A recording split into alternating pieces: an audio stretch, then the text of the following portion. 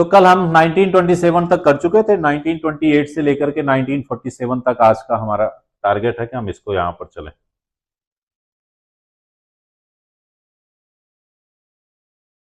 अब इसमें यहां पर इस कॉन्स्टिट्यूशनल अनरेस्ट की कंडीशन को समाप्त करने के लिए ब्रिटिशर्स ने क्या किया कि राउंड टेबल कॉन्फ्रेंस ऑर्गेनाइज करना शुरू किया।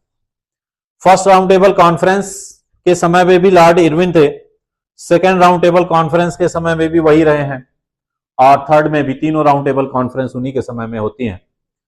लॉर्ड इरविन के समय में जब फर्स्ट राउंड टेबल कॉन्फ्रेंस हुआ, उसी समय इंडिया में जो सिचुएशन चल रही थी वो सिविल डिसोबिएंट मूवमेंट की चल रही थी, सविनय अवज्ञा आंदोलन की बात चल रही थी। कल भी मैंने इस वर्ड को लिया था।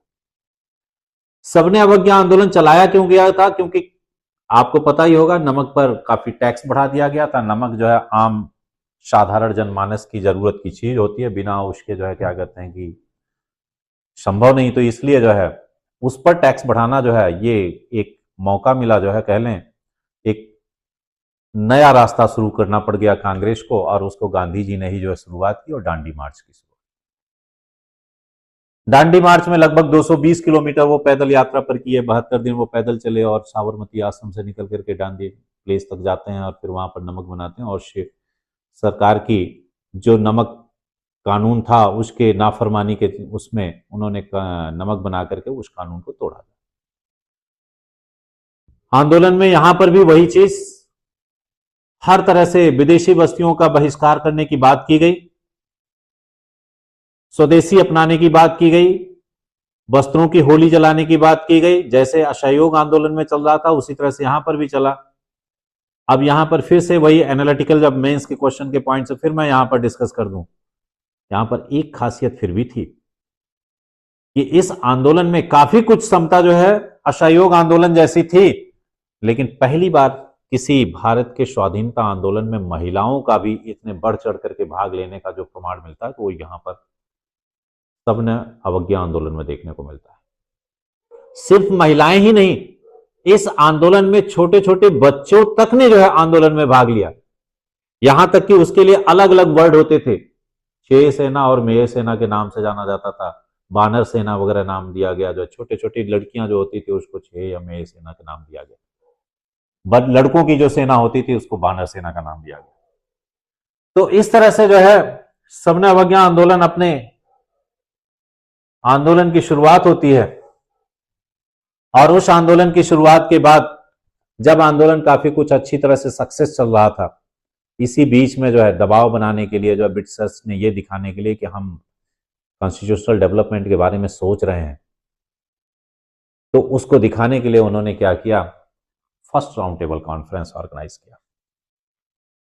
फर्स्ट राउंड टेबल कॉन्फ्रेंस ये सारे लंदन में ही हुए थे, और स्लाइड्स थोड़ा ये नेहरू रिपोर्ट्स वगैरह की है, आप साथ साथ इसमें पढ़ लेंगे तो बेटर रहेगा, और वैसे तो वीडियो में रहेगा ही रहेगा।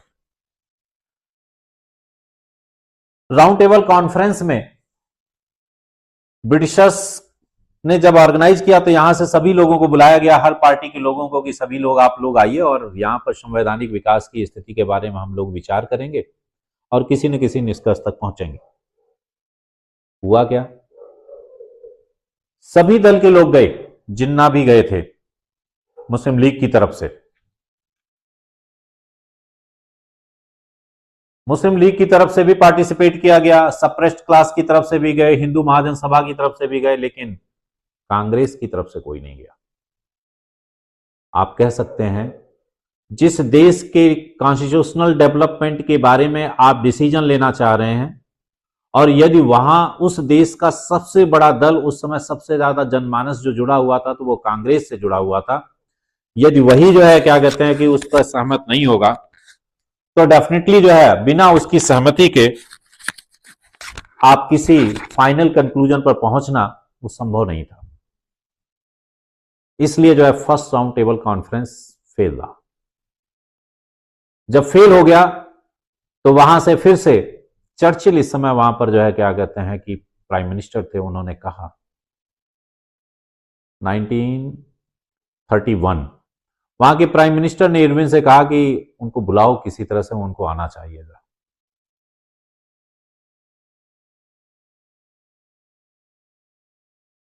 इस समय प्राइम मिनिस्टर चर्चिल नहीं थे, रैमसे मैकडोनाल्ड थे जो वहां पर। तो उनको यहां पर कांग्रेस की तरफ से जो है किसी न किसी प्रतिनिधि को बुलाने के लिए सेकेंड राउंड टेबल कॉन्फ्रेंस को ऑर्गेनाइज करने की बात की गई। 1931 में सेकेंड राउंड टेबल कॉन्फ्रेंस रखा गया। सेकेंड राउंड टेबल कॉन्फ्रेंस में गांधी जी को मनाने की कोशिश की गई कि गांधी जी वहां पर चलें। उस राउंड टेबल कॉन्फ्रेंस होने से पहले ही आपको दो घटनाएं याद होनी चाहिए। एक 5 मार्च 1931 की गांधी इरविन पैक्ट के नाम से, गांधी इरविन समझौता। गांधी इरविन समझौता क्या था कि इरविन ने गांधी जी को मनाया कि आप राउंड टेबल कॉन्फ्रेंस में चलिए, वहां पर चर्चा होगी, चर्चा होकर के कुछ ना कुछ जो है कंक्लूजन निकलेगा। और कंक्लूजन निकलने की बात जब कर रहे थे तो उसी समय गांधी जी किसी तरह से एग्री नहीं हो रहे थे कि नहीं, हमें तो पहले यहां पर स्वतंत्रता की बात कीजिए जो उसके बाद थे।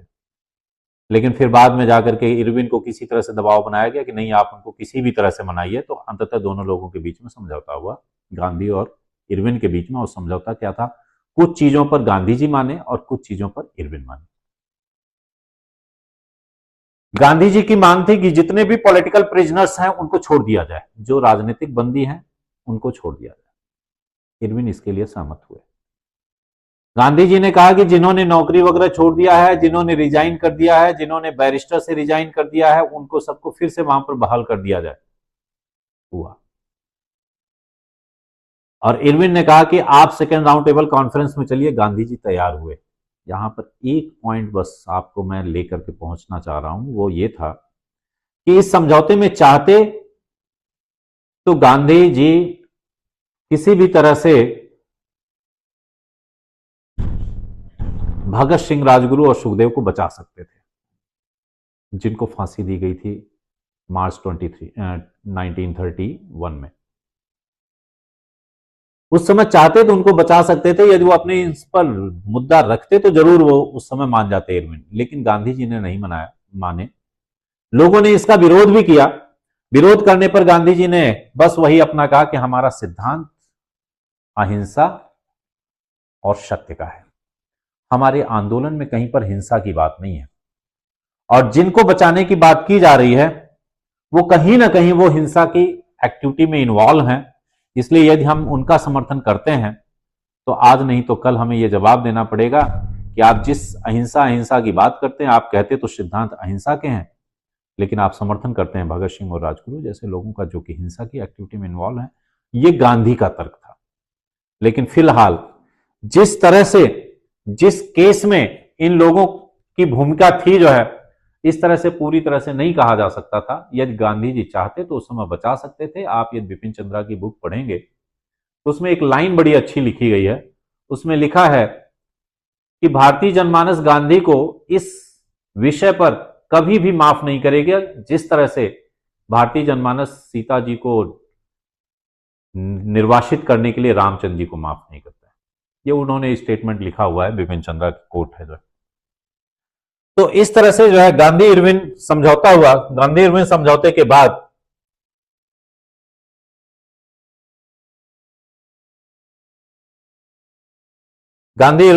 के बाद गांधी जी जाते हैं लंदन और बर्मिंघम पैलेस की सीढ़ियों पर चढ़ रहे थे। अपोजिशन के लीडर हुआ करते थे वेस्टर्न चर्चिल। चर्चिल का नाम आपने जरूर सुना होगा। कंजर्वेटिव पार्टी के नेता थे, बड़े ही आक्रामक नेता थे, किसी भी तरह से भारतीयों के पक्ष में नहीं थे। इंपीरियलिज्म, साम्राज्यवाद के कहने के समर्थक विचारधारा के थे शायद, इसीलिए कह सकते हैं। तो वो चर्चिल उसी समय जो है विपक्ष के नेता हुआ करते थे। रैमसे मैकडोनाल्ड उस समय जो है रूलिंग पार्टी के प्राइम मिनिस्टर थे। कहते हैं कि बर्मिंघम पैलेस पर गांधी जी सीढ़ियों पर चढ़ रहे थे, अपनी वही आधी धोती लपेटे हुए, आधी धोती पहने हुए। उधर से चर्चिल आ रहा था। तो चर्चिल ने कहा भी है उसमें कि हमें अफसोस है, हमारी सरकार एक अधनंगे फकीर से बात कर रही है। ये उस समय की चर्चिल का सेंटेंस। गांधी जी का कुछ भी कह लें, उस समय गांधी जी ने राउंड टेबल कॉन्फ्रेंस में पार्टिसिपेट भी किया, लेकिन अफसोस यही कह सकते हैं कि इस द्वितीय गोलमेज सम्मेलन में जो उम्मीद थी गांधी जी को वो मिली नहीं। अंततः जो सेकेंड राउंड टेबल कॉन्फ्रेंस भी फेल रहा। थर्ड राउंड टेबल कॉन्फ्रेंस बस नाम मात्र का बुलाया गया, डेलीगेशन में गए थे लोग जो है, लेकिन कोई उसका कंक्लूजन नहीं निकला था क्योंकि कांग्रेस की तरफ से कोई जा ही नहीं रहा। ये तो तीनों राउंड टेबल कॉन्फ्रेंस के थे। थोड़ा सा बीच में जैसे कि नेहरू रिपोर्ट जो गई थी तो उसमें थोड़ा सा देख लें कि उसमें क्या क्या डिमांड्स थी जो है। मुख्य तौर पर जैसे डोमिनियन स्टेट की बात की गई थी, फंडामेंटल राइट्स की बात की गई थी, केंद्र और प्रांतों के उत्तरदायी शासन की बात की गई थी, सेपरेट इलेक्टोरल के मुद्दे पर मुस्लिम लीग ने इसको जो है डिनाई किया था जो है। ये चीजें हैं मेन जो है इंपॉर्टेंट पॉइंट्स जो है वो इसमें रखे गए। दूसरा जो है, हाँ इसमें जो है इंपॉर्टेंट पॉइंट एक भारतीयों द्वारा तैयार पहला संवैधानिक ढांचा था, मोतीलाल नेहरू साहब का लिखा है नाम जो है। चलो दूसरा, फिर इसके बाद जो है लाहौर सेशन भी एक 1929 का जरूर ध्यान रखें। इसमें पूर्ण स्वराज की बात की गई जो है। 26 जनवरी 1930 को जो है डिक्लेयर किया गया इंडिपेंडेंस डे के तौर पर। जो एक्चुअल में यहां पर इसके जो चेयरमैन थे जो है ये लाहौर सेशन के जेएल नेहरू साहब थे। जो नेहरू साहब ने जो है इस लाहौर सेशन में कहा था कि यदि हमें एक साल के अंदर आप स्वतंत्रता नहीं देते हैं, डोमिनियन स्टेट जो नेहरू रिपोर्ट में कहा गया था, यदि आप डोमिनियन स्टेट का दर्जा नहीं देते हैं तो फिर हम औपनिवेशिक मांग नहीं रखेंगे, फिर हमारी जो है पूर्ण स्वराज की मांग होगी। और इसीलिए जो है 26 जनवरी 1930 से जो है इन्होंने पूर्ण स्वराज की बात करनी शुरू की। और आप ये भी जान लें कि जो रिपब्लिक डे आप सेलिब्रेट करते हैं 26 जनवरी 1950, जानते हैं ना 26 जनवरी को आप रिपब्लिक डे सेलिब्रेट करते हैं। क्यों करते हैं 26 जनवरी 1950 से? 26 जनवरी का डेट जो है वो यहां से डिसाइड था, लेकिन 26 नवंबर 1949 को आपका संविधान तैयार हो चुका था। और 26 नवंबर को इसीलिए जो है संविधान दिवस के तौर पर जो है मनाना जो है शुरू किया गया है, मोदी साहब ने शुरू करवाया है 2016-17 से जो है। तो वही संविधान दिवस के तौर पर रखा गया 26 नवंबर को। कॉन्स्टिट्यूशन यदि हम अडॉप्ट करना चाहते तो 26 नवंबर 1949 को पूरी तरह से अडॉप्ट कर सकते थे, लेकिन कुछ रीजन यही था कि 26 जनवरी से हम हर साल जो है स्वतंत्रता दिवस मनाते आ रहे थे, तो इसलिए यह हुआ कि संविधान को पूरी तरह से लागू जो किया जाए वो 26 जनवरी को ही किया जाए। तो अगला जो है 26 जनवरी 1950 आया, तो तभी से जो है क्या कहते हैं कि संविधान लागू हुआ और उसी दिन को हम जो है रिपब्लिक डे के तौर पर सेलिब्रेट करते हैं। सेशन कंटिन्यू रहेगा। Turn up volume.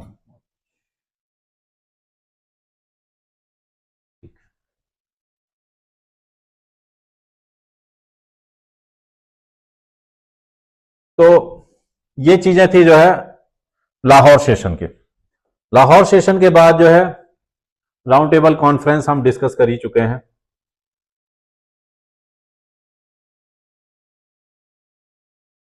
अब ये गवर्नमेंट ऑफ इंडिया एक्ट 1935 की बात है।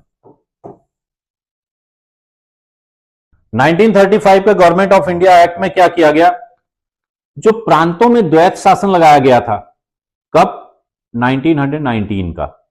कौन सा act? Montagu Chelmsford reform, Montagu Chelmsford सुधार। जो उस समय द्वैत शासन लागू किया गया था प्रांतों में, अब उसको खत्म कर दिया गया। उसको कहां लगा दिया गया? केंद्र स्तर पर। प्रांतों में द्वैत शासन जो है समाप्त कर दिया गया, डायरेक्ट की समाप्त कर दिया गया। प्रांतों को अधिक से अधिक स्वायत्तता देने की कोशिश की गई, लेकिन संघीय ढांचे पर जो है क्या कहते हैं पूर्ण रूप से लागू नहीं हो सका। संघीय जो फेडरल स्ट्रक्चर जो चाह रहे थे, फेडरल स्ट्रक्चर जानते हैं? अब एक टर्म और भी जान ले, फेडरल। फेडरल क्या होता है? जहां पर पावर का डिस्ट्रीब्यूशन सेंटर और स्टेट के बीच में हो, लेकिन इन फेवर ऑफ स्टेट हो, तो वहां फेडरल की बात करते हैं। जहां पर जो है नहीं है इस तरह का डिस्ट्रीब्यूशन, तो वो हमारा फेडरल नहीं हो जाता, वो यूनिटरी सिस्टम वगैरह टाइप का हो जाता है। यहां पर जो फेडरल स्ट्रक्चर बनाने की कोशिश करने की बात की गई थी, लेकिन उसको लागू नहीं किया गया। कहा जरूर जा रहा था कि हम फेडरल इंडिया बनाएंगे, संघीय भारत की स्थापना की जाएगी, लेकिन संघीय ढांचा जो है वो बन नहीं सका। प्रांतों को द्वैत शासन खत्म कर दिया गया, इसलिए जो है ये कह सकते हैं कि वहां पर थोड़ी सी स्वायत्तता देने की कोशिश की गई, लेकिन यही चीज केंद्र स्तर पर लागू कर दी गई, डायरेक्टली जो है वो केंद्र स्तर पर आ गई। हाँ ये है कि चुनाव जरूर कराने का प्रोविजन किया गया, चुनाव हुए भी और सरकार भी बनी। सरकार के जो उपाध्यक्ष उस समय जो प्राइम मिनिस्टर कह लें या डिप्टी चेयरपर्सन उस समय कह सकते हैं, एक नाम मात्र के मुखौटे के तौर पर उस समय उपाध्यक्ष के तौर पर कौन आए? नेहरू जी। नेहरू कौन? जवाहरलाल नेहरू। तो ये चीज है, सेपरेट इलेक्टोरल सिस्टम की व्यवस्था कंटिन्यू रखी गई थी, संघीय न्यायालय की व्यवस्था की गई, जो है कोर्ट जो है 1937 में, ये सारी चीजें का उस समय किया गया। जो है यहां पर ये थोड़ी चीजें पॉइंट्स में आप रख सकते हैं, राज्यपाल की भूमिका कैसे होनी चाहिए, संघीय न्यायालय और सर्वोच्च न्यायालय की। जो आज आप फेडरल स्ट्रक्चर की न्यू देखते हैं ना, वो यही 1937 से ही है। आयोग का भी जो है लोक सेवा आयोग, जो यूनियन पब्लिक सर्विस कमीशन की बात है, तो वो भी यहीं से, इससे पहले ही वैसे शुरुआत हो गई थी, लेकिन यहां से उसको कॉन्स्टिट्यूशनलाइज किया गया, इमरजेंसी प्रोविजन भी इसमें आ गए। आप ये कह सकते हैं कि जो आज आप कॉन्स्टिट्यूशन देख रहे हैं, लगभग 75% पार्ट 1935 के एक्ट में आ चुका था। हम कॉन्स्टिट्यूशनल डेवलपमेंट की बात कर रहे हैं, टॉपिक चल रहा है, तो इसलिए हम कह रहे हैं कि ये कॉन्स्टिट्यूशन कैसे डेवलप होकर के यहां तक पहुंचा। 35 के एक्ट में काफी चीजें, इमरजेंसी प्रोविजंस वगैरह ये सारे आ चुके थे, इसीलिए जो है यह अधिनियम भारतीय संविधान का मुख्य स्रोत माना जा सकता है। जो प्रोविंशियल इलेक्शन हुए 1937 में, जेएल नेहरू इस समय जो है फिर सरकार होती है, बनाते हैं, लेकिन फिर वही चीज, इस बीच में दो सेशन भी जान लें, एक हरिपुरा सेशन और एक त्रिपुरी सेशन। हरिपुरा सेशन 1938 में हुआ, जिसमें सुभाष चंद्र बोस जो है जीतते हैं चुनाव और कांग्रेस के अध्यक्ष बनते हैं। ठीक अगली साल जो है 39 में त्रिपुरी सेशन होता है। त्रिपुरी में जब होता है तो वहां पर भी जो है इलेक्शन होता है प्रेसिडेंट के लिए फॉर कांग्रेस। यहां पर भी सुभाष चंद्र बोस जीतते हैं, लेकिन सुभाष चंद्र बोस के अगेंस्ट में जो खड़े थे उनका नाम था पट्टाभी सीतारमैया। पट्टाभी, ध्यान रखिएगा, बहुत इंपॉर्टेंट नाम है ये, और क्यों है अभी आप समझ जाएंगे। यदि आप लोगों को किसी को पता हो तो जरूर बताइए जो है कमेंट में। पट्टाभी सीतारमैया को इनके अगेंस्ट में खड़े थे और इनको समर्थन मिला हुआ था गांधी जी का। सुभाष चंद्र बोस जीत गए, पट्टाभी सीतारमैया हार गए। गांधी जी ने कहा ये पट्टाभी सीतारमैया की हार नहीं है, ये मेरी हार है, और अब आज के बाद से कांग्रेस से गांधी जी को कुछ नहीं लेना देना। नाराज हो गए, रूस गए। जो उनके नाराज हो जाने से हुआ क्या कि सुभाष चंद्र बोस ने कहा कि नहीं, गांधी जी के बिना तो संभव ही नहीं है कांग्रेस का, इसलिए मैं खुद रिजाइन करता हूं। गांधी जी ने रिजाइन, सुभाष चंद्र बोस ने रिजाइन कर दिया। अब बोस जी ने भी रिजाइन कर दिया, इधर पट्टाभी सीतारमैया हार ही गए थे, तो ये दोनों लोगों के बाद में, दोनों ही नहीं होते, इन दोनों लोगों की जगह पर एक नए पर्सन बनते हैं, जिनका नाम था, आप जान लीजिए, राजेंद्र प्रसाद जी, आपके पहले प्रेसिडेंट। पूछा जाता है अक्सर कि उस समय कौन बना था, कौन हारा, कौन जीता, कौन बना, ये सारी चीजें आप समझ चुके होंगे। उसके बाद हुआ क्या,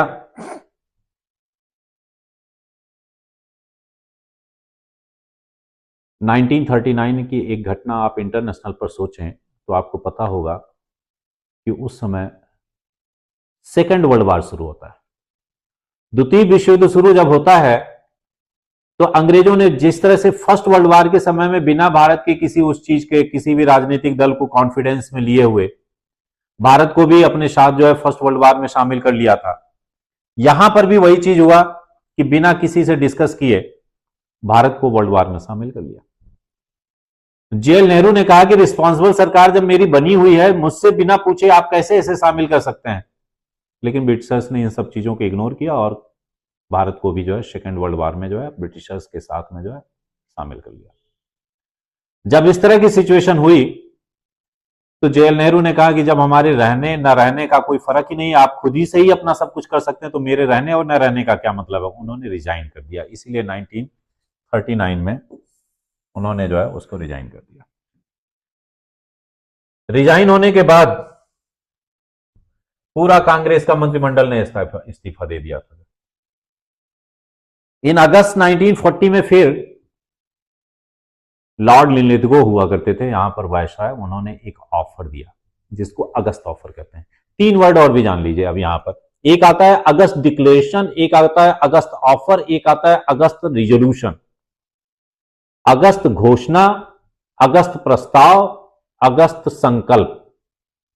अगस्त घोषणा मॉन्टेग्यू डिक्लेरेशन को कहा जाता है। 1917 में जो हमने बताया था कि जिसकी डिक्लेरेशन के बाद यह बात हो रही थी कि इंडिया में डोमिनियन स्टेट मिल जाएगा, गांधी जी बड़े खुश हुए थे, उन्होंने जो है भर्ती करने का काम किया था। हमने इसीलिए उस समय उनको कहा था ये रिक्रूटिंग सर्जेंट के नाम से जाने गए। ये बात है अगस्त डिक्लेरेशन की और वो है मॉन्टेग्यू से जो है, ठीक है। दूसरा है अगस्त ऑफर, ये लिनलिथगो से है।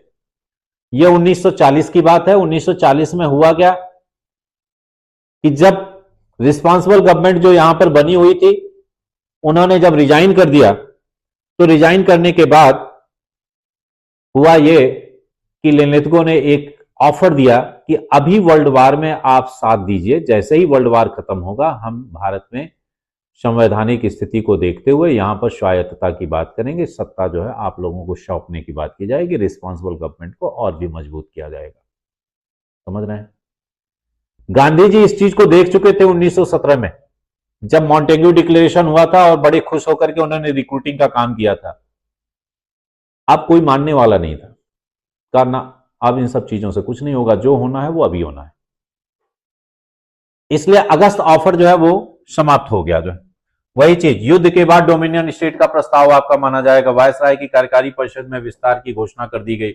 संविधान निर्माण में भारतीयों की भागीदारी का आश्वासन दिया। कांग्रेस द्वारा प्रस्ताव अस्वीकार कर दिया गया। क्यों किया गया मैं आप बता ही चुका। जो इसके बाद क्या हुआ, जब अगस्त ऑफर फेल हो गया तो यहां पर सर स्टफर्ड क्रिप्स को भेजा गया, जिसको क्रिप्स मिशन के नाम से जानते हैं। क्रिप्स साहब को यह भेजा गया क्यों? क्योंकि सर स्टफर्ड क्रिप्स जेल नेहरू के बड़े अच्छे मित्र थे, तो यह लग रहा था कि क्रिप्स साहब जो है जरूर कुछ ना कुछ अच्छा रहेगा, और क्रिप्स साहब को यहां भेजा गया और उन्होंने आकर के नेहरू से भी मुलाकात की, सभी लोगों से मुलाकात की। मुलाकात करने के बाद उन्होंने भी यही कहा कि वर्ल्ड वार समाप्त होने के बाद, जब सेकेंड वर्ल्ड वार खत्म हो जाएगा, वर्ल्ड वार 2 जब समाप्त हो जाएगा, तो उसके बाद जो है डोमिनियन स्टेट का दर्जा दे दिया जाएगा। Rights of the provinces to opt out, reject to lead the quit. हुआ क्या कि जो ये सारी बातें थी वो वही कही जा रही थी कि वर्ल्ड वार समाप्त होने के बाद नेहरू साहब को बड़ी उम्मीद थी जो है कि इसमें तो कुछ ना कुछ जो है मिल ही जाएगा, क्योंकि क्रिप्स साहब तो अपने मित्र हैं। लेकिन हुआ नहीं, और जब वो मिला नहीं तो कांग्रेस में बड़ी निराशा आई। गांधी जी ने कहा भी ये तो सारी बातें जो हो रही हैं सारी पोस्ट डेटेड चेक की बात हो रही है, आप आगे की डेट का चेक ले लो, ये नहीं। और नेहरू जी ने इसमें जोड़ा कि वो भी वो बैंक दे रही है जो खुद करप्ट होने वाली है, बैंक करप्ट होने वाली है। क्यों? क्योंकि 1942 में ये स्थिति थी कि ब्रिटिशर्स का भी लग रहा था कि शायद हार जाएंगे, इसलिए जो है सिचुएशन थोड़ी अलग सी थी। तो क्रिप्स मिशन जब फेल हो गया, उम्मीद सबको बहुत थी, जब ये नहीं हुआ तो फिर हुआ क्या, एक नया शुरुआत हुई, क्विट इंडिया मूवमेंट, भारत छोड़ो आंदोलन। भारत छोड़ो आंदोलन। अभी हमने जो बात की थी, अगस्त ऑफर, अगस्त डिक्लेरेशन, अगस्त रेजोल्यूशन। अगस्त रेजोल्यूशन यह है, अगस्त संकल्प कहा जाता है इसको। किससे जुड़ा हुआ है? नेहरू जी से, नहीं गांधी जी से। अगस्त संकल्प महात्मा गांधी। ग्वालियर टैंक मैदान, बॉम्बे में एक जनसभा को आयोजित करते हैं गांधी जी। लगभग कहते हैं कि 2 घंटे के लगभग जो है 2 घंटे 54 मिनट के लगभग इन्होंने धारा प्रवाह वहां पर स्पीच दी, और स्पीच देने के बाद उन्होंने कहा कि अब वो समय आ गया है कि करो या मरो, डू और डाई। इस समय भी जो है कांग्रेस की तरफ से यही कहा जा रहा था कि ये भी कहा गया, ब्रिटिशर्स ये कह रहे थे कि यदि हम छोड़ करके चले जाएंगे तो जापान आप पर कब्जा कर लेगा, आपको स्वतंत्रता नहीं मिलने वाली है। तो कांग्रेस ये कहती थी कि आप छोड़ करके जाओ, जो होगा वो हमारी किस्मत पर छोड़ दो। गांधी जी लोग जो है यही कह रहे थे, हमारे मुकद्दर पर छोड़ दो, आप हमें स्वतंत्रता दो। और इस समय लंदन में पीएम कौन थे? वही वेस्टर्न चर्चिल, जो उस समय हमने किया। ये चर्चिल वही पर्सन है जिन्होंने उस समय भी ये कहा था कि हमें अफसोस है कि हमारी सरकार एक अधनंगे फकीर से बात कर रही है। यही चर्चिल वो हैं, जब यहां पर स्वतंत्रता की बात की जा रही थी तो कह रहे थे कि हम तुम्हें खून पसीना और आंसू के सिवा कुछ नहीं दे सकते। ये भारतीयों के लिए उस समय चर्चिल का सेंटेंस था। जब भारतीय जो है स्वतंत्रता की बात कर रहे थे कि हमें स्वतंत्रता दीजिए, हमें स्वाधीनता दीजिए, सत्ता हमारे हाथ में दीजिए, हम अपने लेवल पर, हमारी किस्मत है, जो कुछ होगा देखा जाएगा, तो चर्चिल कहता था कि हम तुम्हें खून पसीना और आंसू के सिवा कुछ नहीं दे सकते। आंदोलन शुरू हुआ 1942 का, भारत छोड़ो आंदोलन। गांधी जी ने कहा कि अब जरूरत नहीं है कि आप अपने आप में किसी नेता को ढूंढें, किसी भी को नेता की जरूरत नहीं है, आप अपने आप में खुद नेता हैं। आप अपने स्वतंत्रता आंदोलन आपका, ये आपका अपना खुद का है। जब उस समय स्पीच दिया था, इसलिए आप अपने आप में नेता हैं, आप खुद जो है इसके लिए संघर्ष कीजिए और आगे बढ़िए, जो है कोई दिक्कत नहीं, अब आंदोलन ये आपका है और करो या मरो का नारा दिया। लेकिन अभी भी उनका यही कहना था कि आप ये आंदोलन अहिंसा पर चलिएगा। 8 अगस्त 1942 की बात है ये, और ठीक दूसरे दिन सुबह ब्रिटिश सरकार के द्वारा एक ऑपरेशन चलाया जाता है जिसको कहते हैं operation zero hour. Operation zero hour. इस ऑपरेशन जीरो आवर में हुआ क्या? जितने भी टॉप मोस्ट लीडर थे कांग्रेस के, उनको अरेस्ट कर लिया गया। गांधी जी को वर्धा जेल में रखा गया, पूना में। नहीं, गांधी जी को आगा खां पैलेस में, आगा खां पैलेस पूना में है, वहां पर रखा गया। राजेंद्र प्रसाद जी को भी जो है सेंट्रल जेल में डाल दिया गया। जेएल नेहरू भी अरेस्ट हो गए। जितने भी बड़े बड़े नेता थे वो सारे के सारे अरेस्ट होकर के जेल में डाल दिए गए। जब कोई बचा ही नहीं, जब नेतृत्व ही नहीं होगा, तो जाहिर सी बात है कि जन आंदोलन को नियंत्रित रख पाना बड़ा मुश्किल था। इसीलिए आंदोलन क्या हुआ, वो हिंसा पर चला गया। इस समय यूएसए में जो प्रेसिडेंट थे उनका नाम था रूजवेल्ट। रूजवेल्ट ने भी चर्चिल से कहा कि ये क्या हो रहा है भाई, हम इंपीरियलिज्म की बात कर रहे हैं और आप ही ये जिस तरह से करेंगे तो ये तो आगे दिक्कत होगी, जो है ये सेकंड वर्ल्ड वॉर कैसे आगे चल पाएगा। जो घटक दल थे ब्रिटिशर्स के, वो भी चर्चिल के ऊपर दबाव बना रहे थे कि आप इस पर सोचिए।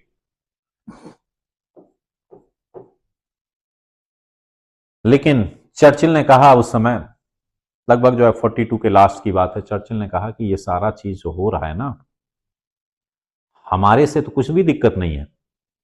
जो भारतीय जनमानस है वो ब्रिटिशर्स के साथ हैं, वो बिल्कुल नहीं चाहते कि क्या कहते हैं कि इसमें ऐसा कुछ हो। लेकिन जो ये गांधी है ना, सब लोगों को बरगलाने का काम यही बुढ़ा गांधी कर रहा है।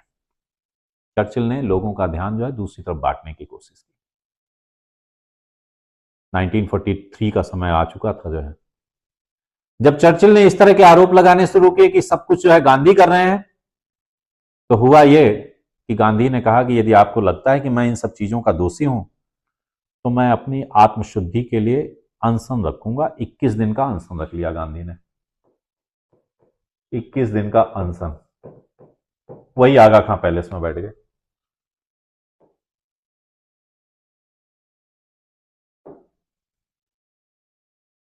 इक्कीस दिन का अनशन रखा। गांधी जी का स्वास्थ्य खराब होने लगा, स्वास्थ्य गिरने लगा। स्वास्थ्य इतना गिरा कि ये लगा कि आज नहीं तो कल गांधी जी गए। जब इस तरह का डर कायम हुआ तो चर्चिल ने वहां से, यहां पर उस समय वायसराय होते थे लिनलिथगो, लिनलिथगो को कहा कि आगा खां पैलेस में जहां पर गांधी जी को बंद करके रखा हुआ है, चंदन की लकड़ी और घी की व्यवस्था कर लो। यदि मरते हैं ना तो अंदर ही उनके अंतिम संस्कार कर देना, बाहर न निकलने पाए। कहते हैं कि सारी व्यवस्था कर ली गई कि गांधी जी का स्वास्थ्य काफी डाउन हो चुका था। लेकिन ये 21 दिन का अनशन जो था गांधी का, वो सक्सेस हो गया। मतलब जो है 21 दिन तक जो है किसी भी तरह का उनका स्वास्थ्य जरूर खराब हुआ, स्वास्थ्य दिन पर दिन जो है खराब होता गया, लेकिन 21 दिन उनके पूरे हो गए। जब पूरे हो गए तो उन्होंने कहा था मैंने तो आत्मशुद्धि का 21 दिन का अनशन रखा था, मेरा तो पूरा हो गया, अब मैं व्रत तोड़ूंगा। फिर उन्होंने व्रत तोड़ा। लेकिन स्वास्थ्य इतना ज्यादा खराब हो गया था कि ब्रिटिशर्स को जो है गांधी जी को जेल से बाहर निकालना पड़ा। अफसोस बस ये चीज है कि इन दिनों में गांधी जी ने 2 लोगों को अपना छोड़ा, साथ छोड़ गया उनके। एक तो कस्तूरबा जी की डेथ हो गई और दूसरा इनके एक निजी सचिव होते थे सरदेसाई, उनकी डेथ हुई है। अंततः जो है क्विट इंडिया मूवमेंट भी वायलेंस पर चला गया। जब वायलेंस पर चला जाएगा तो जाहिर सी बात है कि आंदोलन को संभालना बड़ा मुश्किल हो जाता है। आंदोलन को बलपूर्वक जो है ब्रिटिश सरकार के द्वारा दबा दिया गया, आंदोलन फेल हुआ। नेक्स्ट आते हैं, फेल तो कह ही सकता है। अगला आता है वेवेल प्लान। इसके बाद यहां पर लॉर्ड वेवेल आते हैं। उन्होंने भी जो है प्रपोज किया, रिकॉन्स्टिट्यूशन ऑफ एग्जीक्यूटिव काउंसिल की बात की, जो है fail due to Congress and League disagreement. दोनों लोगों को जो है, जब वायसराय ये आते हैं वेवेल, तो उन्होंने कहा कि फिर से एग्जीक्यूटिव काउंसिल को हम पुनर्गठित करेंगे। वर्ल्ड वार का ही दौर चल रहा है अभी। पुनर्गठित करेंगे और इसमें आप लोगों को रिप्रेजेंटेशन दिया जाएगा, लेकिन जो है कुछ जगहों पर जो है कांग्रेस नहीं मानी, कुछ जगहों पर लीग नहीं मानी, अंततः जो है ये फेल हो गया। इसके बाद 46 में कैबिनेट मिशन प्लान आया। वेवेल प्लान के बाद cabinet mission plan. Cabinet mission plan में 3 पर्सन थे, सर स्टफर्ड क्रिप्स, सर पथिक लॉरेंस, एवी अलेक्जेंडर। क्रिप्स वही थे। पूछा गया क्वेश्चन है और एचसीएस में ही पूछा गया क्वेश्चन है कि कैबिनेट मिशन प्लान को लीड किसने किया था, तो जानते रहिएगा एवी अलेक्जेंडर ने किया था। ये तीनों पर्सन थे इसमें। अब इसमें हुआ क्या, कैबिनेट मिशन प्लान को वहां से जो भेजा गया था वो ये भेजा गया था कि आप जाकर के देखिए कि भारत की क्या सिचुएशन है, संवैधानिक विकास को क्या किया जा सकता है, क्या वहां का स्थिति बन सकती है। कैबिनेट मिशन प्लान आया, यहां पर सारी चीजों को देखा, देखने के बाद कहा कि अब जरूरत है कि भारत में एक संविधान सभा का गठन किया जाए।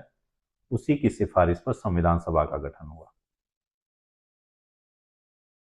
और इसी कैबिनेट मिशन प्लान ने कहा कि अब भारत में संघीय ढांचे को बनाया जाए, तो ये भी वहीं से प्रांतों का ग्रुपिंग ऑफ प्रोविंसेस किया जाए। प्रारंभ में स्वीकार किया गया, लेकिन परंतु बाद में मतभेद होने के कारण इसमें काफी कुछ उभर के आया, वो बात की बात है। अब यहां पर डिवीजन की बातें भी थी, वो क्या थी उस पर भी आ जाइए।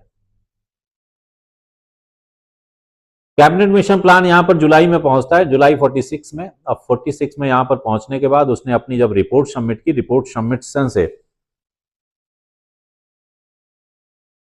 एक तो डिवीजन की बात चल रही थी, क्योंकि मुस्लिम लीग हमेशा यह कह रही थी कि हमारे लिए सेपरेट की बात कर रही थी। जब डिवीजन की बात थी तो उस पर भी कैबिनेट मिशन प्लान ने देखा, उसने जो है बंगाल, बिहार, उड़ीसा, उधर भी देखा, आसाम वगैरह, और इधर जो है क्या कहते हैं कि पंजाब, जम्मू कश्मीर, इस तरफ भी देखा। और देखने के बाद उसका यह कहना था कि भारत में कहीं पर भी डिवाइड करने की सिचुएशन है ही नहीं कि हम वहां से उसको डिवाइड कर सकें। उसका डिवीजन संभव है ही नहीं कि भारत और पाकिस्तान इस तरह से कोई डिवाइड किया जा सके। अच्छा, एक वर्ड और भी, पाकिस्तान वर्ड आ गया ना, तो पाकिस्तान के बारे में भी जान लें। पाकिस्तान की यदि बात करें तो इसकी शुरुआत यदि हम देखते हैं तो सेपरेट 2 नेशन की बात 1931-32 में आ चुकी थी, जो 1930-31 में। और इस पर्सन जो थे जिन्होंने ये कहा है, उस पर्सन का नाम था मोहम्मद इकबाल। मोहम्मद इकबाल ने जो है भारत को 2 नेशन थ्योरी के तौर पर कहा कि ये एक राष्ट्र नहीं 2 राष्ट्र है भारत। ये कहने वाले वही मोहम्मद इकबाल हैं जिन्होंने कौन सा गीत लिखा है, सारे जहां से अच्छा हिंदुस्तान हमारा। अफसोस ये होता है कि ये चाहे कांग्रेस की भूल रही है शायद, या क्या रहा, कांग्रेस ने कहीं ना कहीं इस तरह की कुछ ना कुछ तो गलतियां की होंगी कि जिसके कारण से ये हुआ कि वही मोहम्मद इकबाल जो 1931 से पहले जब वो उनसे बात हुई थी तो उन्होंने कहा था सारे जहां से अच्छा हिंदुस्तान हमारा, हम बुलबुले हैं इसकी, ये गुलसिता हमारा। वही इकबाल 1931 में आकर के ऐसा क्यों कहने लगे कि भारत एक राष्ट्र नहीं बल्कि 2 राष्ट्र? कहीं ना कहीं जो है भूल तो हुई है, और इस भूल का जवाब सिर्फ और सिर्फ, चूंकि राष्ट्रीय आंदोलन को उस समय ये कांग्रेस लीड कर रही थी, तो कांग्रेस को ही देना पड़ेगा, चाहे वो आज देना पड़ रहा हो। चाहे सिर्फ वही नहीं, 1939 के लगभग जो है 39-40 में आकर के चौधरी रहमत अली ने एक वर्ड दिया कि भारत दो राष्ट्र होगा और दूसरे हिस्से का नाम पाकिस्तान होगा। यहां से वर्ड आना शुरू हो गया था पाकिस्तान। 1946 तक तो अलग बात आ गई थी। 1946 तक तो लड़ने की बात आ गई थी कि ना अब तो हम लेकर के रहेंगे। और जब कैबिनेट मिशन प्लान ने जुलाई में अपना रिपोर्ट सबमिट कर दी कि नहीं, यहां पर तो टू नेशन में डिवाइड करने का कहीं पर है ही नहीं, कहीं पर भी हम दो हिस्सों में इस तरह से नहीं बांट सकते। क्यों? क्योंकि यहां पर हर जगह पर रोटी और बेटी के संबंध है। लोग एक दूसरे के साथ बैठ करके खाना खाते हैं, एक दूसरे के साथ में जो है वैवाहिक संबंध है। पंजाब में आज भी आप देखते हैं जहां से डिमार्केशन लाइन है, कई लोगों के रिश्तेदार उस तरफ भी इधर भी, सारी चीजें। और डिवीजन के समय का वो तो आपने देखा ही है, मंजर सुना ही है। आपने देखा तो नहीं, सुना तो है ही। तो वो चीजें जो है उस समय हुआ। और उसके बाद जब ऐसा हुआ, कैबिनेट मिशन प्लान ने इसको मना कर दिया, तो डायरेक्ट एक्शन डे सेलिब्रेट करने की बात की किसने? जिन्ना ने। अगस्त 1946 में जिन्ना ने कहा कि यदि ऐसे नहीं मिलेगा तो हम सीधे लड़ करके लेंगे। और जब लड़ कर लेने की बात कही गई तो लड़ने का मतलब यह था कि खून खराबा शुरू हो गया। ढाका और नोवाखाली में जो है बांग्लादेश में, जहां पर हिंदू बाहुल क्षेत्र थे वहां पर मुस्लिम मारे गए। शुरुआत मुस्लिम से हुई, जहां हिंदू अल्पसंख्यक थे वहां पर मुसलमानों ने उनका कत्लेआम किया। प्रतिक्रिया उसके दूसरी जगह पर होनी ही थी, जहां हिंदू बाहुल थे वहां पर मुस्लिम मारे गए। ये हिस्सा, ये कंडीशन जो है लगभग बिहार, उत्तर प्रदेश संयुक्त, उस समय उत्तर प्रदेश को संयुक्त प्रांत कहते थे, वहां तक सिचुएशन पहुंच गई। गांधी जी बड़े दुखी हुए कि ये क्या हो रहा है। गांधी जी कहते हैं कि उसी समय उठ करके जो है सीधे बांग्लादेश चले जाते हैं, जहां पर मुस्लिम बाहुल क्षेत्र था। मुस्लिम बाहुल क्षेत्र था, वहां पर हिंदुओं को बचाने के लिए वो घूम रहे थे कि नहीं, इस खून खराबे से कुछ नहीं है। इसी तरह से उन्होंने हिंदू बाहुल क्षेत्र में भी घूमा। और इसी बीच यहां पर एक खून खराबे की जो सिचुएशन हो रही थी, तो उस पर जो है गांधी जी के लिए कहा भी गया कि Gandhi ji one man boundary force हैं, अकेले ही दम पर सबको संभाले हुए। ये वर्ड जो है उनके लिए जो है माउंटबेटन ने आगे दिया था। गांधी जी को वन मैन बाउंड्री फोर्स का नाम दिया गया। ये इसी डायरेक्ट एक्शन डे सेलिब्रेट के ऊपर यह घटना। इसके बाद यहां पर एक नए वायसराय भेजे जाते हैं, या गवर्नर जनरल कह लो, माउंटबेटन साहब मार्च में पहुंचते हैं। मार्च 1947 में उनको भेजा ही इसीलिए गया था कि आप जाकर के भारत की सिचुएशन को देखिए, और वहां को डिवीजन का मकसद जो है उनके मन में था। माउंटबेटन ने यहां पर आने के बाद सबसे पहली मुलाकात, अब आप फिर से थोड़ा सा सोचेंगे कि अच्छा ऐसा भी हुआ है। बिल्कुल ऐसा ही हुआ है। जब डिवीजन की बात हुई, हम गांधी को दोषी दे लेते हैं कि क्यों डिवाइड, उन्होंने डिवाइड कर दिया, ऐसा नहीं है। गांधी को मैं दोषी नहीं मानता। हां, कहीं कुछ जगहों पर कहूंगा तो हो सकता है वो दोषी नहीं, उसको भूल कही जा सकती है। गांधी जी 1947 में जब माउंटबेटन आता है, तो माउंटबेटन जानता था कि डिवीजन के मुद्दे पर सबसे पहले यदि किसी को मनाया जाए जो सारी चीजों को, कंडीशन को कंट्रोल कर सकता है, तो वो हो सकते हैं वल्लभ भाई पटेल साहब। तो उन्होंने पटेल साहब से मुलाकात की, जिन्होंने लौह पुरुष के नाम से जाना जाता है, जिन्हें सरदार वल्लभ भाई पटेल कहते हैं। सरदार क्यों कहते हैं? क्योंकि उन्होंने 1929 में बारडोली आंदोलन हुआ करता था, वहां पर गुजरात में उस आंदोलन को लीड किया था। तो वहां की महिलाओं ने वल्लभ भाई पटेल को सरदार की उपाधि दी थी, इसीलिए इनको सरदार वल्लभ भाई पटेल कहा जाता है। ये भी फैक्ट जानते रहिएगा। जितने भी शब्द हम क्लास में बोलते हैं, आप ये मान के चलिए कि हर क्वेश्चन कहीं ना कहीं से उठने वाले क्वेश्चन। इसीलिए मैंने कमिटमेंट किया था कि यदि आप पूरे लेक्चर्स को ध्यान से सुन लेंगे, और जो नोट्स ज्यादा नहीं, जो जितना भी नोट्स दिया गया है उतना यदि आप पढ़ लेंगे, तो उससे बाहर क्वेश्चंस नहीं होंगे, उसमें से हो जाएंगे इतने क्वेश्चन कि आपका क्वालिफाई हो जाएगा। खैर, सरदार वल्लभ भाई पटेल को सबसे पहले मनाने की कोशिश की किसने? माउंटबेटन। एक चीज और भी, जिस समय इस डिवीजन के मुद्दे पर बातचीत चल रही थी, अब यहां पर थोड़ा सा कंट्रोवर्शियल है, उस समय हमारे जेएल नेहरू कहां थे? यहां पर थोड़ा सा जेएल नेहरू के उस पर क्वेश्चन मार्क उठता है, और विपक्ष के लोगों को मिर्च मसाला सा भी मिलता है। कहते हैं कि जिस समय भारत और पाकिस्तान के विभाजन जैसे महत्वपूर्ण विषय पर माउंटबेटन चर्चा कर रहा था, उस समय जवाहरलाल नेहरू एडविना माउंटबेटन के साथ में सिंगापुर घूमने गए थे। सिर्फ यही नहीं, इस घटना को लेकर के कोई ऐसा नहीं कि डाउटफुल है, उनके माउंटबेटन और एडविना माउंटबेटन की जो बेटी थी, जो पामेला माउंटबेटन, उन्होंने कुछ अपने लेख लिखे हैं, वो जिसमें इस चीज को लिखा है, उन्होंने मेंशन किया है। खैर, वो चाहे जो भी हो, निजी जीवन की बात है, कोई मतलब नहीं, चलो छोड़ते हैं। जवाहरलाल नेहरू के बाद, चूंकि जवाहरलाल नेहरू थे नहीं, तो वल्लभ भाई पटेल को सबसे पहले इसके लिए मनाया गया। वल्लभ भाई पटेल मान गए। जवाहरलाल नेहरू से फिर दूसरे नंबर पर बात की गई। जवाहरलाल नेहरू तो मने मनाए थे, उन्हें कोई दिक्कत ही नहीं जो है।